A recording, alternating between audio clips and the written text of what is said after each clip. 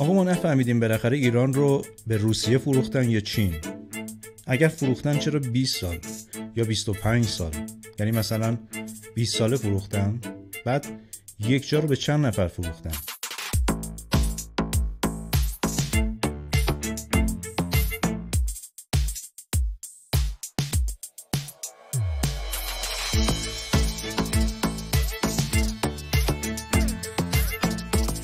در برنامه قبل گفتیم که پولدارهای دنیا برای به دست آوردن منابع خدادادی کشورها به هر کاری دست میزنن. اینها سمجترین خواستگار این منابع و دارایی‌ها هستن، اما خریدار نیستن که بشه بهشون فروخت. تصاحب میکنن. یک سری از این نخبه‌های پولدار تو کار املاک هستن. زمین شناسن، زر شناسن. زمین یه بر یه قیمتی داره، دو بر یه قیمت، یه بر با زیرخاکی یه جوره، چند بر با زیرخاکی یه طور دیگه. این شبهه در شبکه‌های خبر پراکنی خیلی دست به دست میشه که مثلا جنوب رو فروختن به فلان کشور، شمال رو فروختن به بهمان دولت. قبل از اینکه بفهمیم این زمین پدری، این سرزمین مادری رو کی فروخته، کی خریده، بیایید راجع به این که اصلا این زمین موقعیتش کجاست و چرا اینقدر خریدار داره صحبت بکنیم. حدود 100 سال پیش در جریان جنگ جهانی دوم نیروهای متفقین نیاز به کمک از پشت جبهه‌ها علیه نازی‌ها داشتن. سریع‌ترین مسیر که این سرعت البته نقش حیاتی داشت، نزدیکترین مسیر بود، یعنی از مسیر آبهای آزاد در جنوب ایران، سپس عبور از خاک ایران تا خاک شوروی و پشت جبهه. The docks at Bandar Shapur, once a small Iranian port, now a busy terminus, where one-time British railway vans and goods wagons carry British weapons and supplies from the Persian Gulf across Iran to the Caspian Sea. این انتقال صورت گرفت. نه، این اشغال صورت گرفت. انگلیسی ها از جنوب و نیروهای شوروی از شمال. تجهیزات و قوا منتقل شد و ایران پل پیروزی نام گرفت. البته یک سریال تاریخی دیدم که فقط شمالش رو نشون داد. احتمالاً جنوب ارزش پرداختن نداشته، ایها سرمایه گذار شمال دوست داشته. جنگ تموم نمیشه تا وقتی دشمن زنده است. بگذاریم. بعد از جاده ابریشم که جهان شرق رو از طریق ایران به جهان غرب وصل می‌کرد، حالا پل جنوب به شمال هم کشف شده بود و اصلاً فکر نکنید که اون کارشناسان املاک دولت مخفی دنیا این گنج ژئوپلیتیکی رو فراموش کردن. خب موبلوندهای چشمابی که از پنجره خونه‌شون به شرق نگاه می‌کردن، نگاهشون به همین وسط‌های شرق گره می‌خورد و اسمش رو گذاشتن شرق میانه، شرق اوسط یا خاور میانه. اما خوب میدونن که اینجا وسط دنیاست. به تقسیم بندی ارتش شرکت ایالات متحده نگاه بندازیم. ارتش ایالات متحده در شمال، ارتش ایالات متحده در جنوب، ارتش ایالات متحده در آفریقا، ارتش ایالات متحده در اروپا، ارتش ایالات متحده در جنوب شرق آسیا و ارتش مرکزی ایالات متحده یا سنتکام. چرا کلانتری مرکزی دولت دنیا در محله ما بنیان گذاشته شده؟ البته اینها جهتیابیشون مشکل داره، چون بارها اومدن تروریست ها رو نشانه بگیرن، خورده به زنان، کودکان و مدرسه ها. To other news here this Friday night, the Pentagon now admitting the deadly drone strike in the last days of the U.S. withdrawal from Kabul was a, quote, tragic mistake. 10 civilians, including 7 children, killed in the blast. به نظر شما قیمت کارشناسی این زمین چنبر چقدره؟ بیایید اسناد آخرین سرمایه‌گذاری برای اشغال ایران رو بررسی کنیم. طبق افشای مقاله چاپ شده در تاریخ 1 مهر 1369 در نشریه ابزرور چاپ لندن آورده شده که اگر عربستان سعودی، اروپا و شوروی به منظور کمک به عراق نیروهای نظامی، لوازم یدکی و پول روانه نمی‌کردن، ایران متحمل این همه خسارت و هزینه و تلفات در جنگ نمی‌شد. وقتی صدام به کویت حمله کرد، همه دهان گشودند که نمک خوردی و نمکدان بشکستی.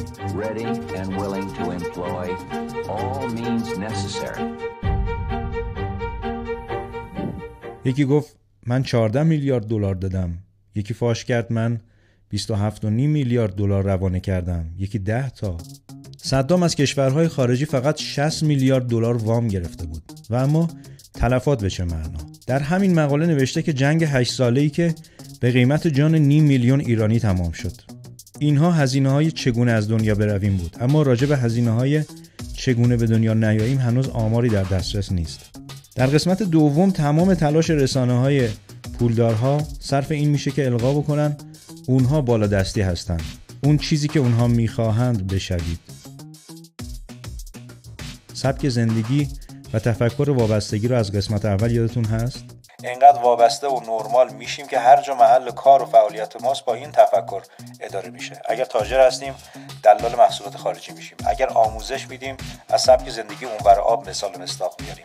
اگر در سیاست دستی داریم برای منافع پولدارهای دنیا لابی میزنیم، وطن فروشی میکنیم، حتی بدون اینکه بدونیم.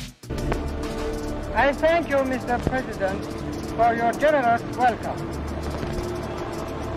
I'm looking forward with the keenest anticipation. پیرو همین یه تفکری هست که در طول سالها تلاش نرم پولدارهای دنیا شکل گرفته. یعنی مثلا سابقه 100 و خورده 200 ساله داره. البته این سابقه در کشورهای مختلف متفاوته. اما مشاهده می‌کردم در طی این 6 سال اقامت در سوئیس که این ارنست برون در ساعات فراغت ولیعهد همیشه در کنار او و در اتاق او قرار دارد. ارنست برون را همراه خودش به ایران آورد. این شخص خارجی سوئیسی، ولی خب بعدها مشخص شد که مأمور انگلستان بوده است. بهش میگن غربگدا. غربگرا نه ها، غربگدا. غربگراها خب یه آب شسته ترن.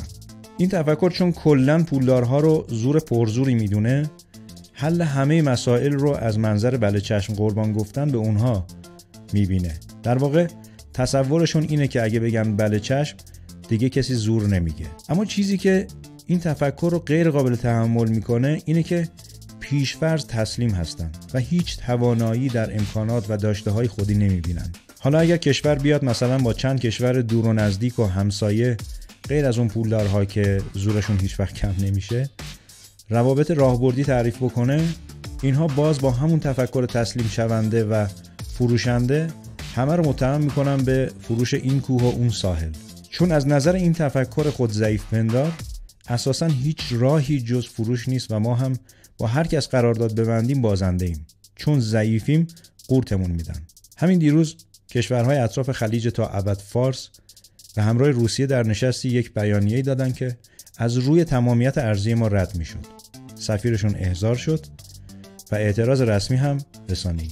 به نظر شما میشه در دوران جنگ این همه جوون داد و یک وجب عقب ننشست، بعد در دوران صلح با قدرت نظامی غیر قابل قیاس جزیره بخشید؟ اون هم نیروی نظامی که روی زبان فارسی اینقدر حساسه.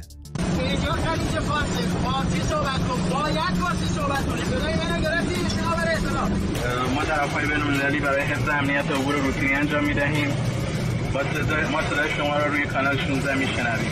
اگر به این مسیر ادامه بدید و به آبهای جمهوری اسلامی ایران نزدیک بشید، ما مجبور بشیم با شما برخورد قاطع انجام بدیم. همچنین در گفتمان این تفکر هر کی تسلیم پولدارها نشه اسمش میشه شرق‌گدا. اگه مثلا ونزوئلا، کوبا یا شیلی باشه که اینا البته خیلی غربن، اما این تفکر اینها رو جزو کشورهای مورد علاقه شرق‌گداها دسته‌بندی میکنه. به هر حال این دسته‌بندی ذهنی مسمومی هست که متاسفانه گاهی سکانهای مهمی رو هم در اداره کشور به دست گرفته. از یک کارشناس چینی پرسیدم چه چیزی برای مردم من دارید که خیالشون از همکاری بلند مدت با چینی‌ها راحت باشه. ایشون هم میدونن که دو تا دیدگاه مثبت و منفی درباره ارتباط ایران و چین وجود داره. این فقط برای ایران نیستش، حتی در مورد کشور عربی هم وجود داره که میگن این یه پروپاگاندای غربیه که سعی میکنن ذهنیت‌ها رو بین دو طرف خراب کنن و این خودش میتونه تاثیر منفی و مخربی توی رابطه دو تا کشور داشته باشه. یعنی همه دولت‌های مدعی از کشورهای عربی و آسیای میانه بگیرید تا آفریقا و آمریکای لاتین که علاوه بر پولدارهای دنیا با چین هم تفاهم‌نامه طولانی مدت دارن همه فروشندن؟ یا پیچ شیطنت رسانه دست کسیه که وظیفش تولید اخبار رقیب هراسیه، از نوع اون رابرت مورداک ها که توی برنامه قبل گفتیم. مخصوصا وقتی این رسانه هاشون به تب و تاب میافتن. اینا نشانه هستن. حتی چین با صهیونیست ها هم بسته، یعنی صهیونیست ها هم فروشندن. البته اینها غصب و فروش مال غیر تو قاموسشون هست. جالبتر این که ایران مرکز دنیا اتفاقا در میان درگیری و جنگی است که پیرامونش شکل گرفته. شاید به خاطر پرکاری و مسئولیت پذیری اغراق‌آمیز کلانتری مرکزی باشه. حالا با این وضعیت چرا اقتصادهای بزرگ دنیا واهمه‌ای از سرمایه‌گذاری میان آتش ندارن؟ شاید قدرت بی‌نظیر دفاعی، یا شاید من دیگه یا شایدی به ذهنم نمیرسه. شما چطور؟ ما موفق هستیم، حتما عشق شرف ما، زندگی ما، اسلامیت ما در شرایط فعلی بستگی به آزادسازی اونوش.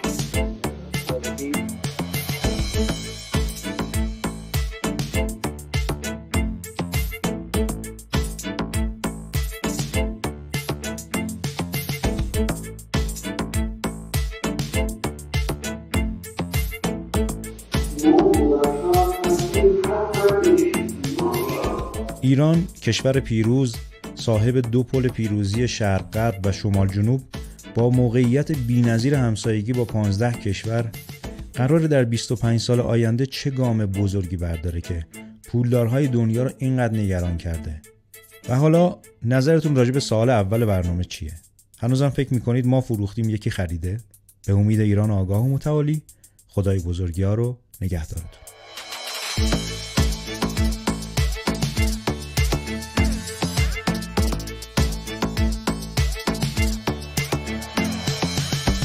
مکس میان واقعیت و حقیقت.